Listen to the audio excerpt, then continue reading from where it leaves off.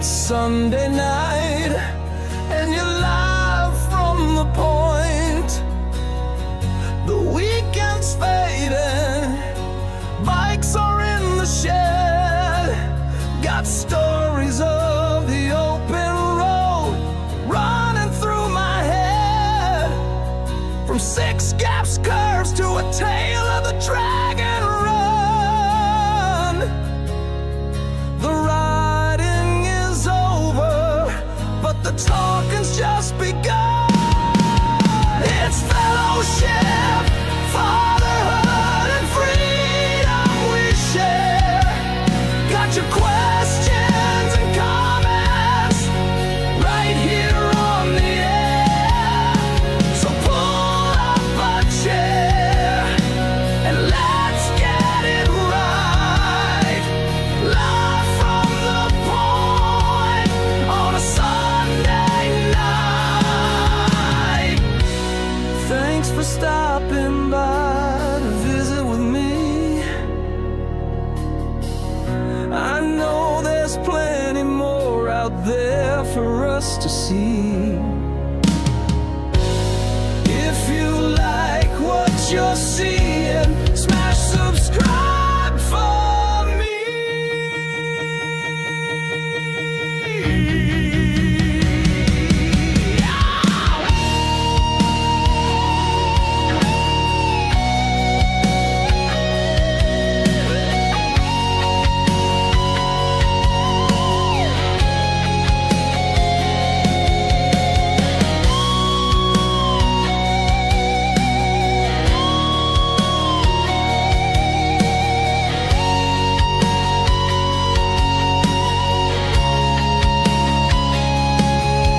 It's fellowship, fatherhood, and freedom we share. Got your questions and comments right here on the air. So pull up a chair and let's get it right. Live from the point on a Sunday night. It's fellowship, fatherhood, and freedom we share. Got your questions and comments right here on the air. So pull up a chair and let's get it right. Live from the point on a Sunday night. Hey, Dakota here. It's Sunday night, and you're watching Live from the Point on Burroughs Point YouTube. We have a great show for you tonight. Here's Calvin. Hey, what's going on, everyone? Welcome to Live from the Point, Sunday night, Burroughs Point YouTube. Got an interesting show planned for y'all tonight. Got a couple things on deck, so we'll run through those. The two videos that we had published this week are going to be the Harley-Davidson lawsuit, as well as my 5 test rides from Road Atlanta that I took earlier in the year, and going to kind of recap those videos a little bit and give you a more definitive feedback, I suppose, for my experience at Road Atlanta. But first and foremost, before we get started, I want to give a shout out to Bon Armor. I've been riding with their armor pretty much all summer long up to this point, and I've got the Cool Air pants as well as the Cool Air shirt. They keep me nice and cool. The armor is super flexible. I really like it. It's almost like wearing nothing at all, so I am really stoked to be wearing it. And the great thing about it is, if you're anything like me and you ride in the Southeast, the Alabama summers can be brutal. We had a 90-degree day today, and I was out there today and felt like I was wearing nothing at all underneath my clothing. This armor goes underneath your clothing, so it's just that much better. You don't have to wear a bulky jacket or anything like that, and it breathes. Oh my goodness, it breathes. So if you're in the market for some new armor, something to protect you and doesn't make you look like a sport bike rider going down the road, nothing against your sport bike riders, but you know what I'm trying to say, check out bonarmor.com. They've got all the cool things. all the cool air armor, like I mentioned. If that's not your style, there's a couple different styles out there. Use promo code BACalvin at checkout in order to get $10 off your order of $100 or more. That's at bondarmor.com. So, let's adjust this microphone down a little bit. Still trying to get the studio exactly right. And every time I get it set up the way I think I want it, something changes. So, it's just constantly a work in progress, and we're trying to do right around here. Also, I want to give a quick shout out, because I have not done this until this point, and forgive my manners, but I want to give a shout out to the Blue Bike and Doyle from the Blue Bike and Doyle. He actually fixed me up, and I think we talked about it in our earlier live stream, but he fixed me up this sign right here, the Burroughs Point iron steel sign. I don't know what it is, metal, whatever it is, metal sign. Anyhow, thanks Doyle, I appreciate it. That's his handiwork back there, and I'm really stoked to have it. I'll be mounting it up in the new studio whenever we get that. So thank you. Big shout out to him. If you're not following him, he's the Blue Bike and Doyle here on YouTube. So check him out. He does rides, and he actually did a ride recently here at Lake Martin. He actually just posted a video about it, and he's a lot quicker on the draw than I am. I haven't posted my video yet. It's kind of gotten stuck in post. So big shout out to Blue Bike and Doyle. Thank you again for the sign. Check him out if you haven't already done so. And again, before we jump into the videos, I want to give a quick, explanation as to some of the stuff that's going on. I'm being straight up honest with y'all, have hit a creative block on my YouTube videos. And the reason why is not necessarily because of a lack of inspiration or anything along those lines. It's more along the lines of the, let's try to move this a little bit better. I don't know if that works. It's not about a creative block or anything like that. It's more along the lines of all of the events that have been going on in Texas right now are, they're really hitting me in the feels. And I actually just recorded a video today about that, and I'll be releasing it here shortly. We'll talk about it next week. But it's been hard trying to deal with that situation. I don't personally have anyone who is out there, but I just feel like this is such a national tragedy that I've kind of hit a bit of a creative block. So anyhow, y'all forgive me on this. I'm still working through some of this stuff. So we'll get some of these videos posted. I've got a bunch of them in the queue. So we got a bunch of great content headed y'all's way. So y'all just bear with me. I really appreciate it. So on to the meat and potatoes of tonight. The two videos that I did that released this past week. Again, that's the Harley-Davidson federal lawsuit, as well as my impressions from Road Atlanta. If you haven't already checked the video out about the Harley-Davidson federal lawsuit, you really should do so. But we'll summarize it real quick here on the live stream. Before we get started into that, though, I want to give a quick disclaimer that none of this that we're about to talk about is legal advice. If you have any kind of legal question or anything like that, you really need to contact a lawyer in your jurisdiction. But with all that being said, we'll hop into the topic of the Harley-Davidson federal lawsuit. So, Harley-Davidson here in the last couple weeks actually has been sued in the federal court in South Dakota for an event that happened over in Deadwood in 2022. Back in 2022, sometime around the Sturgis Rally, there was an event in Deadwood that has to do with Sportster owners, custom Sportsters, and things of that nature.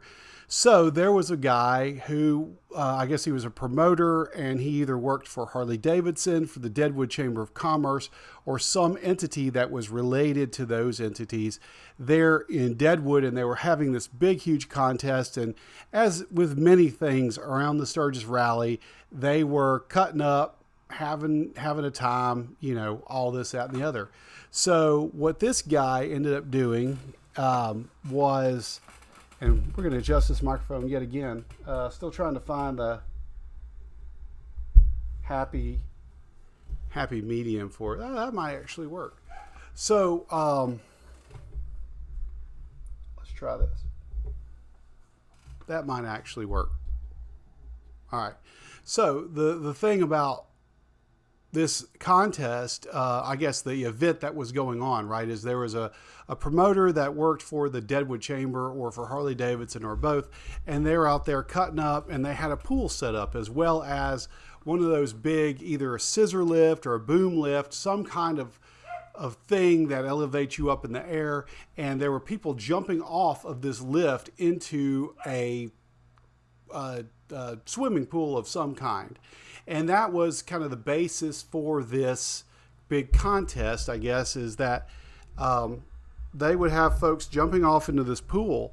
And the louder the crowd got, and the more money that the crowd put into the kitty there, into the prize kitty that they were putting together, the higher the lift would actually go up in the air. So as you can imagine, this is one of those, I guess, in my mind, I go back to some of the Nashville bars. There is a bar in Nashville, and I can't remember which one, but anyhow, you basically, the more money you put in, the more crowd requests they take. Otherwise, they just play whatever they want to. So in order to get the band to play what you want them to play, you've got to put money into the tip jar.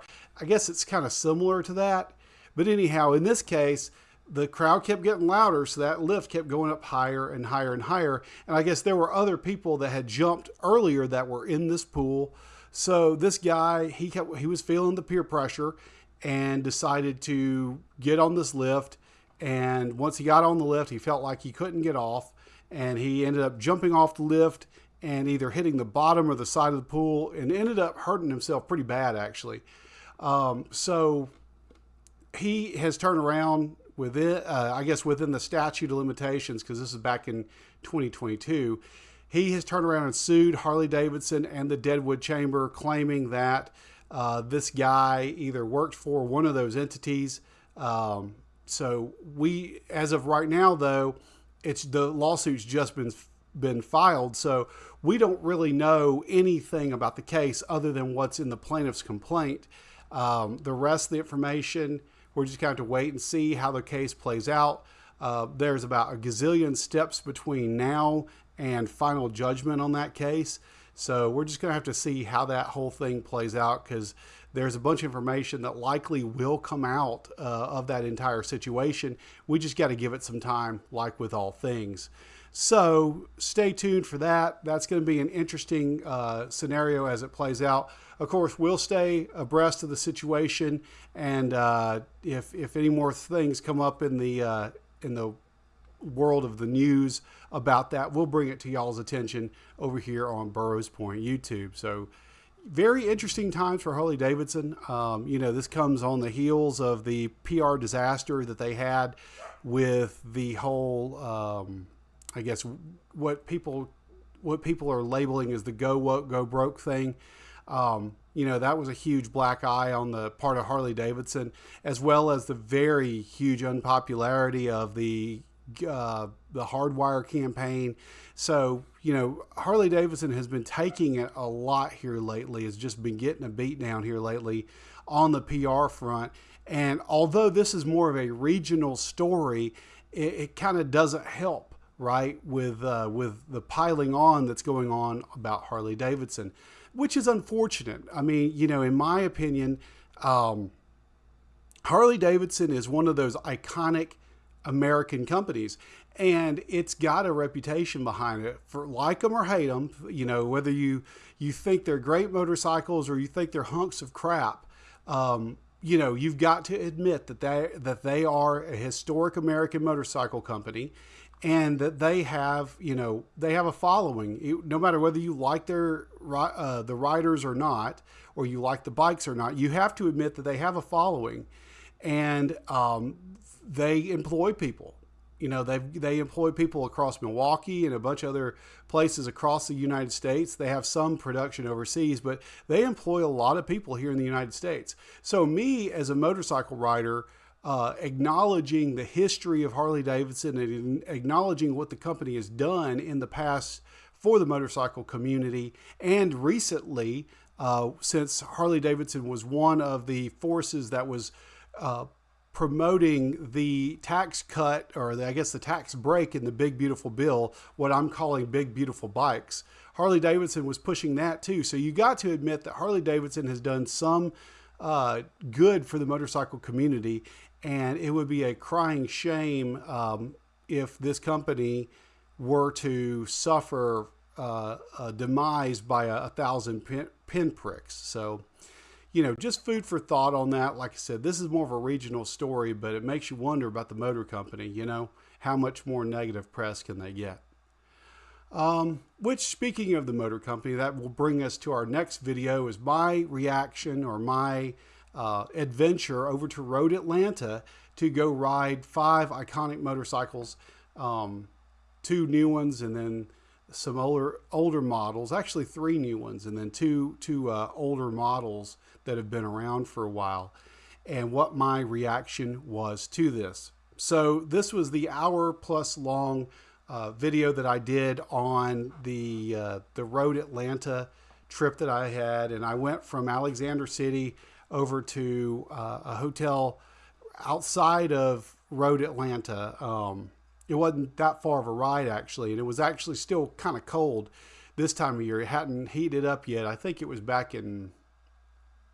it's whenever King of the Baggers was, when they were over there. So went out there to go check out the rides and the races, which I had never been to the races at Road Atlanta before.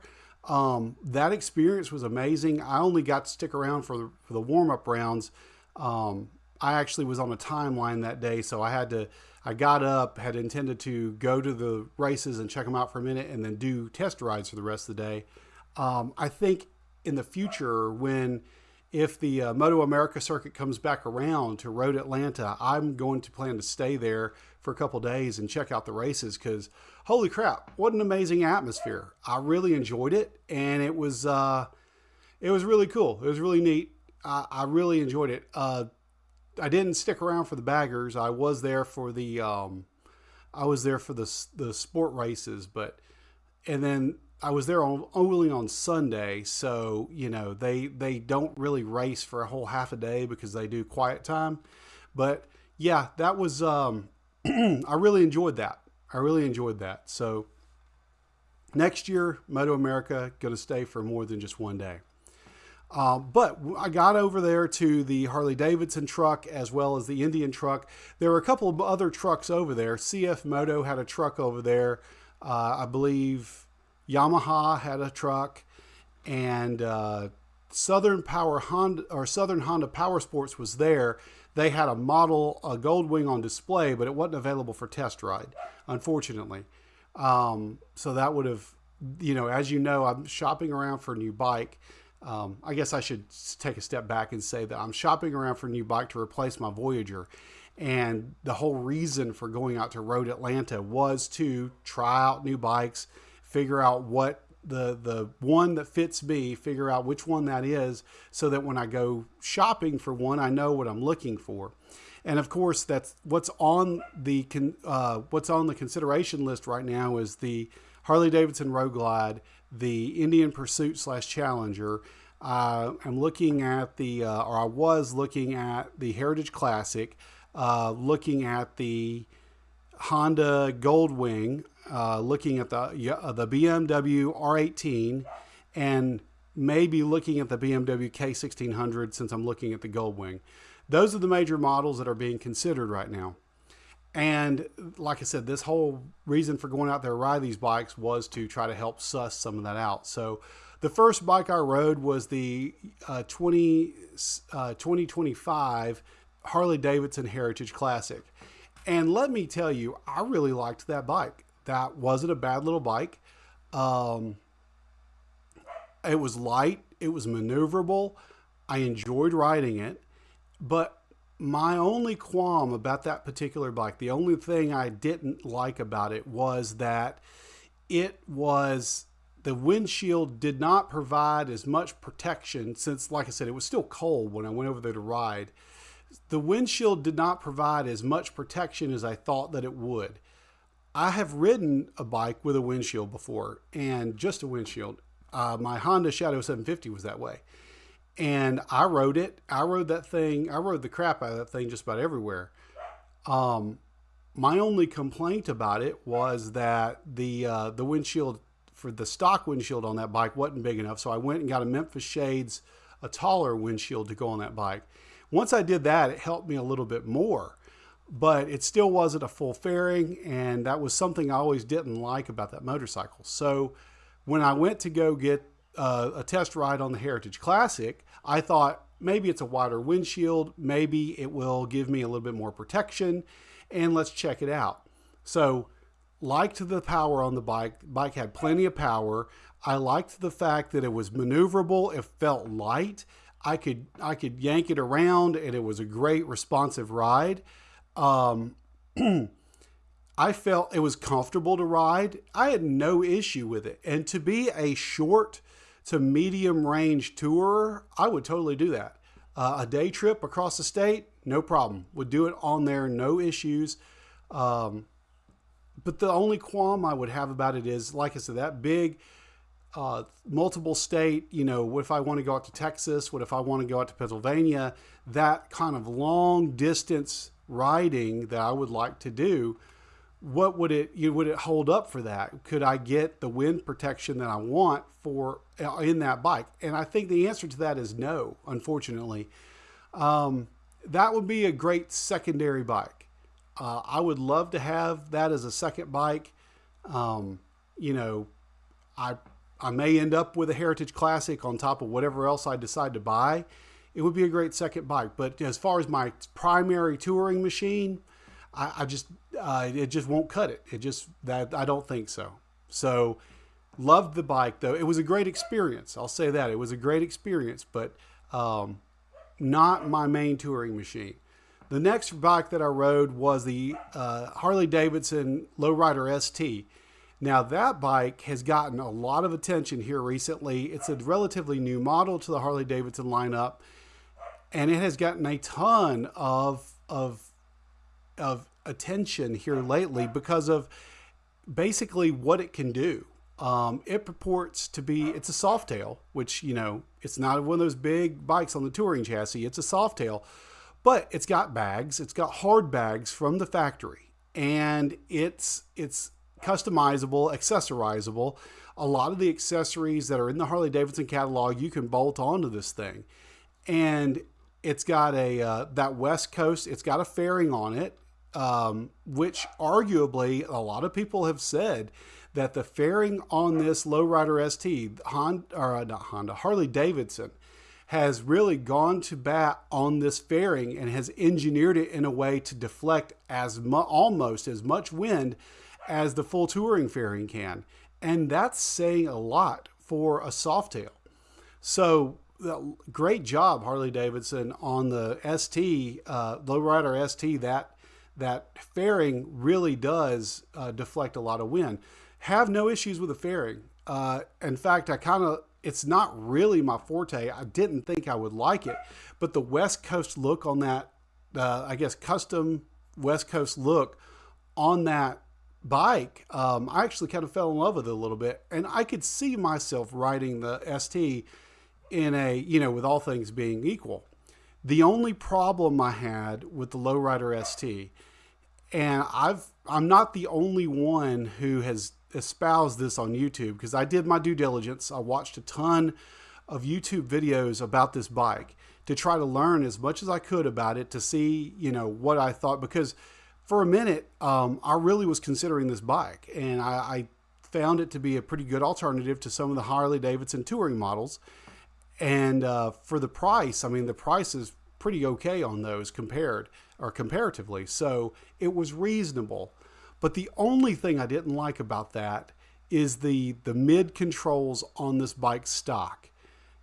I am 6'1", and I'm a heavy set guy, but 6'1". So my inseam, I've got about a 32 inch inseam. So my legs are somewhat long. And so what I had a problem with on this bike was I felt like I was scrunched up on this bike. It was almost like I was in a sport bike riding position, but it was almost like I was in a sport bike riding position. The handlebars were too far forward. The pegs were too far up. I was very uncomfortable riding this thing. And so what, I guess what I would have to do if I bought this bike is immediately put new bars on it, new pegs on it. And that, I'm not interested in, having to immediately accessorize a bike as soon as I buy it to make it rideable. So I know that you have to accessorize a bike, right? So, you buy a bike, hardly ever does it come from the factory stock the exact way you want it to come. I get that, right? But if we're spending, $20,000, almost $30,000 on a motorcycle, I would want that bike to be pretty close to where I want it to be coming from the factory.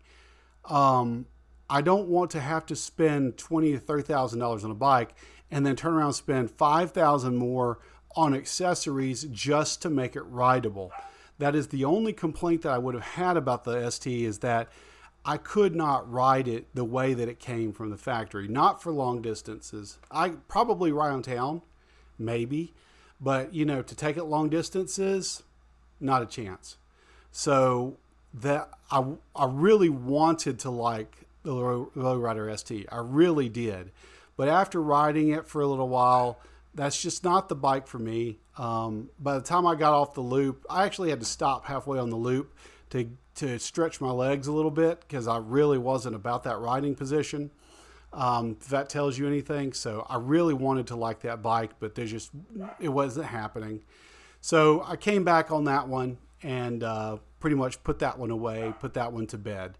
So the next ride was the Harley-Davidson Road Glide. I ended up test riding the long haul package. And let me tell you what, I really like that bike. A lot of people, they tell you don't discount the Softails. Don't automatically go to a Harley-Davidson touring chassis. Try out these other bikes, try out these other offerings. But I'm going to tell you what, that Road Glide is sweet. I really enjoyed riding that Road Glide. It was an amazing bike. It had plenty of power. It looked great. I ended up riding a white one.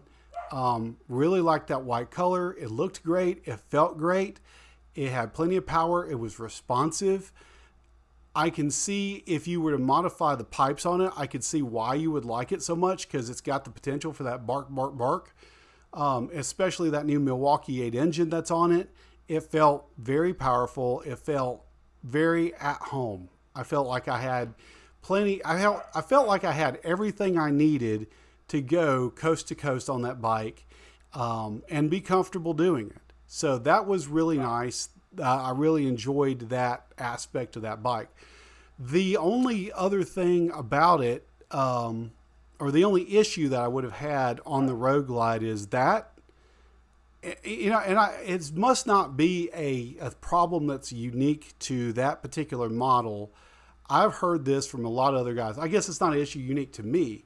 I've heard this from a bunch of other guys, but that clutch pull on that Road Glide, holy crap, y'all. The guys that are hardcore Harley guys and y'all, that's your shtick and you guys are cool with that. That clutch pull is crazy. I don't know that I I don't know that I would like that in that condition. I think that if I were to buy a Road Glide, that would be one of the first things that I correct on that bike or modify, is to make that clutch pull a little bit more friendly. Because I'll tell you what, in stop and go traffic, I don't know about you, but my forearm would be about as big around as a freaking baseball bat, or bigger, or something like that. Because my goodness, I don't see how you can, I don't know. It would take a lot in stop and go traffic. I could see why you guys would just give up in lane split, honestly. It's that crazy to me. So yeah, I think if I were to end up picking up a Road Glide, one of the first things I would fix right behind the exhaust would be that clutch pull, because that clutch pull's nuts. Let me stop right quick, take a break, and grab something to drink. Which I don't have to go anywhere for that because it's right here. All right. I am parched. But, that's what happens when you talk for an hour.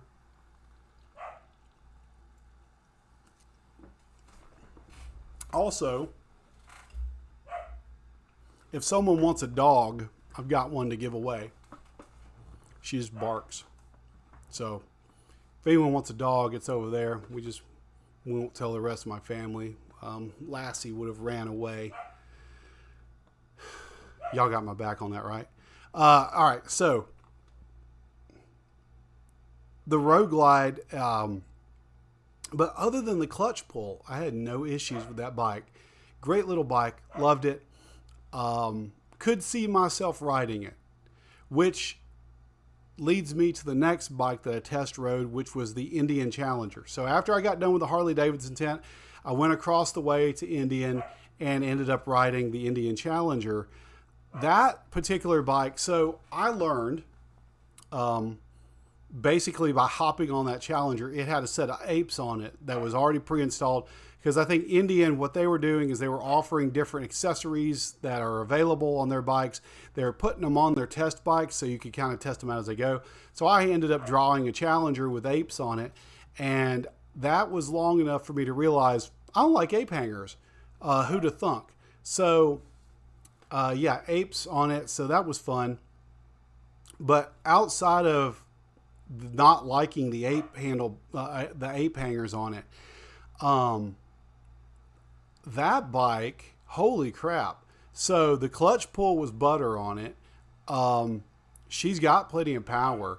And, I can tell, even though, so the Challenger I test rode was a 108. I had just gotten off of the new Milwaukee 8 Road Glide. I can tell, even though she's got less cubic inches on the engine, on the Challenger, I can see where that liquid cooled engine comes into play, the extra horses that brings, in order to I guess, be competitive with the Road Glide where it's at. It had a good little bit of power. This one was also white, which is, I guess I'm looking for a white bike. I don't know. I don't know where that came from. We'll talk about that later in the video, maybe, if I can remember. So anyhow,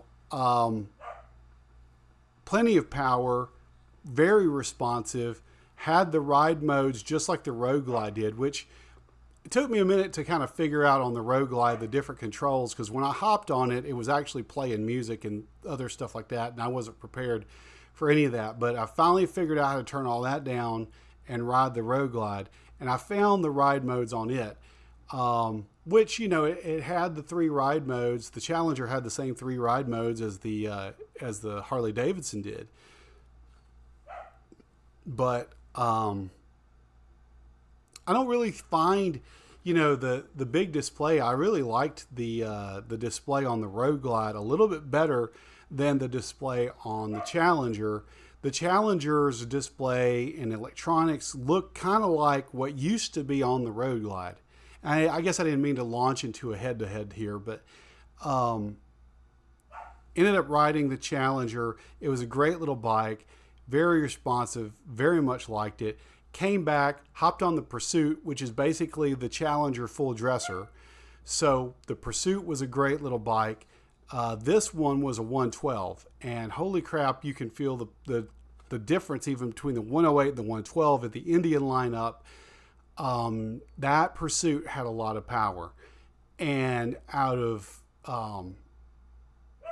I guess that Pursuit was really great. I really enjoyed riding that Pursuit. So at the end of the day, I'm looking at all of the bikes that I rode, and in my mind, I wasn't considering the Heritage Classic for my long distance touring based upon what I was able to learn on that set of test rides. The Lowrider ST was out. Lowrider ST, just no. So that leaves us between the Challenger and the Pursuit, as well as the Harley-Davidson Road Glide. And I guess this is where I want to get into the head-to-head. So, y'all, I am stuck. I'm stuck. And I've tried just about everything to workshop this. I have Q&A'd it. I have pro-conned it. I have talked to people from different walks of life to try to figure it out. And I'm going to need some help crowdsourcing this. And I actually have a set of videos in mind that kind of detail my thought process and the pros and cons for each one. But y'all, I am stuck on which one to buy, because I came out of this test ride and I had an idea of what I wanted to buy out of that test ride. And so I liked certain things, like I said, about the Harley-Davidson. I liked some things about the Harley-Davidson. I liked some things about the Indian. I don't like certain things about the Harley-Davidson, and I don't like some stuff about the Indian. So there's some back and forth on that. But when you get done taking the pluses and minuses, I'm not sure which way to go on these two bikes. And in my head, as long as we're being fully transparent, I could go either way. I'm waiting on test riding the Honda Goldwing as well as the BMW R18 and the K1600.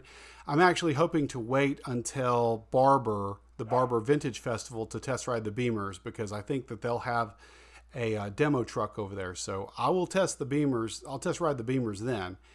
I got to get a hold of Goldwing at some point in time and test ride it. So if anyone here is watching from Southern Honda Power Sports, hit me up. I'd like to get with y'all and figure this out. But yeah,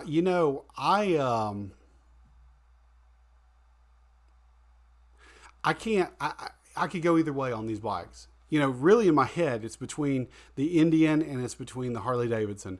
Unless Goldwing comes out of left field and convinces me beyond a shadow that I want that I want a Goldwing, I'm stuck, y'all.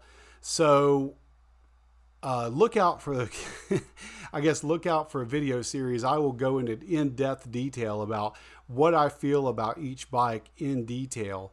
And then we'll kind of, we'll workshop it together. So if y'all can help me out with that, that would be super great. I'll tell you that I left there thinking I wanted to go a certain way. And I ended up meeting up with Blue Bike and Doyle, Ray Gregory Rides, Rolling with T-Bone, and all of them up in Blue Ridge, Georgia for the Georgia Motor Vlogger meetup. And all those guys ride Harleys, pretty much.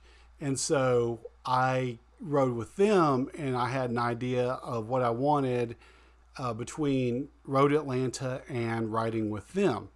But I tell you what, this is probably one of the hardest decisions I've had to make, simply because these bikes are great pieces of machinery.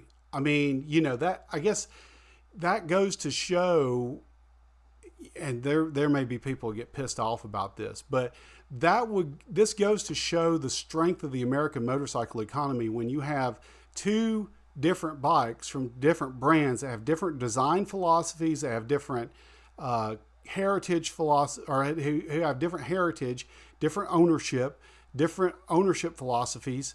When you have these two bikes that have very different approaches to eating the same elephant, and I can't decide between the two of them for different reasons because they're good in column A and bad in column B for both types of motorcycles. That just speaks to the strength of the American motorcycle economy and what kind of bikes that, is being produced domestically. Now, I will say that thanks to Big Beautiful Bikes, I am now assigning more weight to American assembled motorcycles simply because of the availability of the tax break. This, if you've been living under a rock and don't know what I'm talking about, in the Big Beautiful Bill, there is a provision that allows for you to deduct off of your income taxes the interest paid on a new motorcycle note. And so the motorcycle has to be assembled in the United States, has to be between model years 2026 and 2028, or 2025 and 2028, one of the two. But has to be assembled in the United States. And so, the thing about this deduction is that it is a deduction you can take even if you take the standard deduction. So it still applies even though you take standard deduction. So this is huge. And it's not just for motorcycles, it's actually for cars too, and trucks and whatever. It has to be for personal use. But in my mind, this is huge. This gives a great advantage to the domestic motorcycle manufacturers in order to determine which one I'm going to buy. As far as I know, Harley-Davidson, Road Glide, and the Indian Pursuit Challenger, they're both assembled in the United States. My understanding is that for the Goldwing, Honda took the Goldwing manufacturing out of the United States and sent it back to Japan. So, whoopsie. Then, of course, Kawasaki, the other bike that I've been considering going with the old standby, buying a newer version of it. It is made in Japan, so that one's not in, as well as the BMWs. They're not assembled here either, to my knowledge. So that leaves the two big touring bikes, the Harley-Davidson and the Road Glide, and as well as the Challenger and the Pursuit. Those are the ones that are left, and those are the ones being considered. So that's a consideration. That's not to be taken lightly. So definitely a plus in the column for American manufactured motorcycles. And that kind of bumps up the, the desire there to buy American.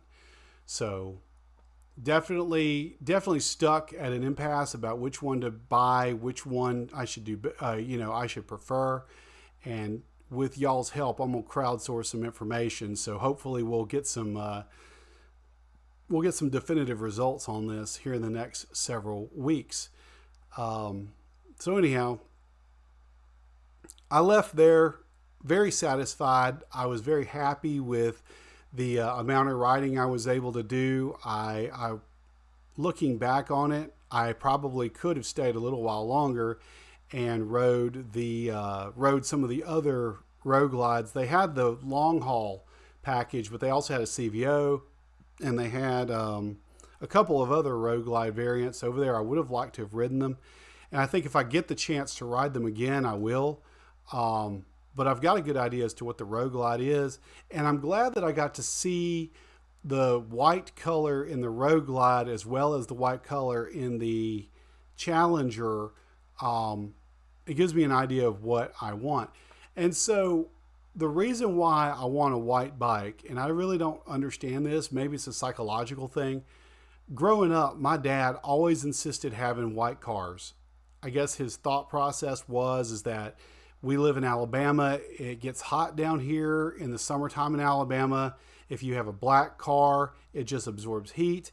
So maybe he was thinking like the old school paint job, some of the old paint didn't hold up under the heat or something, or maybe the leather cracked or something like that. I really don't know. But for whatever reason, maybe it's subconscious. Maybe I just like the looks of them, but I like a white bike. I don't know. And that white color in that Harley-Davidson Road Glide is, I like that color. It looks great. The white color on the Pursuit also looks good, but for different reasons. It's more of a cleaner white, more of a bluer white. The Harley-Davidson is more like an eggshell, I guess, is best to describe it. But I really liked the white on both of those bikes. They've got great colors. It really is going to be one of the hardest decisions I've ever made, because these bikes are so neck and neck on every single factor. So y'all look forward for some of these videos I plan on putting out, because I really do want to put out some videos, and let's talk about this. Let's help me workshop it, because I really would like some help figuring this out. So those are the videos that we had put out this week. My thoughts on them. We are getting later into the show. So let's go to the chat real quick. I don't see anyone here in the chat. So let's go to general announcements. So y'all keep in mind, we've got BAM that's coming up in September. Let's see. Of course, I go to announce it and I forget exactly when it's supposed to be. Oh yeah, so BAM, September 19th, 20th, and 21st, 2025. Be over in Sylacauga. So if you are wanting to meet up with a bunch of great content creators, come on down to BAM. There's no tickets to buy, nothing like that. However, we do have a room block over at the Holiday Inns and Suites, or the Holiday Inn over at, Holiday Inn Express. I'll get it right at some point. Holiday Inn Express over in Sylacauga. Check them out. Use group code BGP in order to book on the group. We should have plenty of rooms still available, so check that out. We would love to have y'all be a part of the group. I plan on being there. Blue Bike and Doyle is planning on being there. And I think there's a couple of other content creators that will be there. If you are in the Alabama area, we'd love to have you. Come on down, check us out. Love to ride with you. We got a great ride planned on that Saturday. So great ride plan. We'll be out for most of the day. We'll come back, hang out, and just chill as a group afterwards. But it'll be a great day of motorcycle riding, motovlogging, meeting some of your content creators, some of your awesome content creators here on YouTube. So check it out. BAM, 19th, 20th, 21st. Over at the Holiday Inn Express in Sylacauga. Use promo code or group code BGP. And for more details, go to burrowspoint.com. At the top will be information, or will be the link to the information for BAM 2025. Again, that's burrowspoint.com. Hit the group link, or hit the link rather, for BAM 25, and all the information will be there for you. All right. So what we're looking forward to this week, like I said earlier in the live stream, I am getting over a creative block. Like I said, everything that's been going on with this national tragedy, let's keep all these folks in your prayers, keep all these folks in your thoughts. But beyond, I think I've started working through some of this stuff. As far as my writer's block because of this tragedy. But anyhow, look out for some videos. We've got a couple good videos lined up for you in the queue. I've got some previously not public, not before, some previously, if I could organize my thoughts, it'd be great. I have some never previously released raw footage from the Tail of the Dragon over in Tallahassee, Tennessee. They're going to be my full unedited video of the ride on the Tail of the Dragon. So check that out. That'll be dropping here in the next couple weeks. Also will be the some of the stuff from GAM. Some of the stuff from GAM will be dropping in the next couple weeks, so check that out, including the documentary on the GAM experience. Look out for that. I will do an announcement before it's published, but that will be coming up in the next few weeks as well. So again, thank you from the bottom of my heart, everybody here in Burroughs Point Nation. I am still getting over reeling from shock about how we got here to 1,000 subscribers. I am touched in my heart that y'all care enough about this channel and the stuff that I put out, the content that I create, that to have to want to watch some of this stuff. So thank you for your love and attention. It does not go unnoticed. If you guys have any requests for content or places that I need to go or anything like that, please leave some comments there on the videos. I'd love to check them out. I'm still small enough where I respond to every single comment. So y'all feel free to comment. That's outside of this forum here. That's the chance to interact with me and to, I guess, to interact with me in a way. So again, thank you from the bottom of my heart. One last announcement that I want to make, and I guess this is something that happens every year. I guess I'm just more acute to it now because I am doing motovlogging and trying to push news out and things like that. But it seems to me that every other day there's a news report about a motorcycle rider getting hit, a motorcycle rider going down, motorcycle rider crashing, things of that nature. Y'all be careful out there. Y'all look out for each other and know that if you take on the mantle of riding a motorcycle, you are very responsible for yourself and everyone else around you. And the problem with this whole idea is that everyone else around you really does want to unalive you. They will do so out of negligence or, maybe even out of road rage. You don't see it that much though, but certainly out of negligence. You don't want to get run over and have the lady say, well, I didn't see you. So y'all ride defensively out there, take care of one another, take care of your equipment, check out your equipment before you go riding, because what little, contact patch you have on your tires left, or, if your brakes aren't up to snuff or anything like that, it's motorcycle riding is a game of seconds, and seconds and inches is what motorcycle riding boils down to. So, you may miss it by an inch or by a second, and that's the true meaning between going home that night and going to the hospital or worse. So y'all take care of each other, ride defensively, check out for them cagers, watch out for them cagers. Don't let a hazel get you, and then we'll see you around here next week. So we'll do one more quick check of the chat.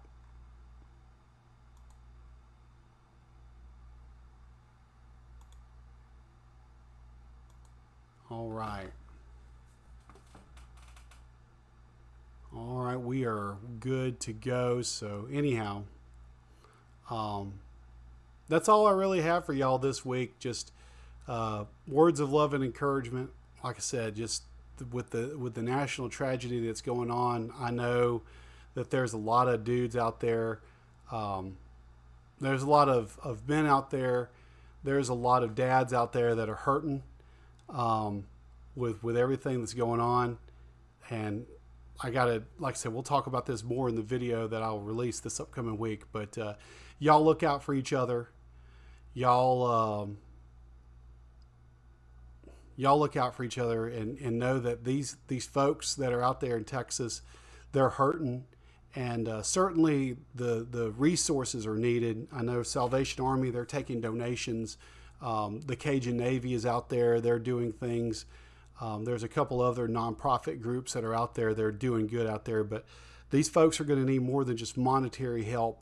They're going to need emotional help, emotional support. Y'all pray for them. Y'all continue to keep them in your thoughts.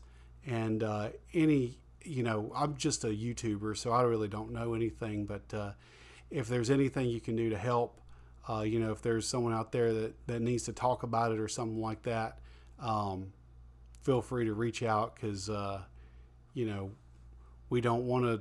We want to hear. We're in the business of saving lives, I guess, on this channel, and trying to promote safety, and whether that's on a motorcycle or just safety from the demons in your head, we're gonna promote that either way. So y'all keep these folks in your prayers, and continue to look out for each other. And again, we'll see you next week. Motorbomb Virginia showed up in the comments. Hello, sir. He says, good advice and thanks for the well wishes of safety. I appreciate that. Like I said, on this channel, we try to talk about safety, and it kind of leans back into their fatherhood aspect too, right? Because you want to be safe and go home, and especially you motorcycle dads out there, you want to be safe and go home and be there for your kids, and to teach them that this sport, this lifestyle can be done safely, because at the end of the day, those kids are the future of our sport. So we want to do everything we can to promote safety on this channel, and take risks if you take manageable risks. Let's put it that way. If you want to take risks, that's fine, but know that know what you're getting into. Don't bite off more than you can chew, and manage the risk. It's probably the best way to put it. So anyhow, we're coming up on an hour, so thank y'all for joining me, and we will catch y'all next week. I just appreciate y'all. We'll catch you next week on the next one.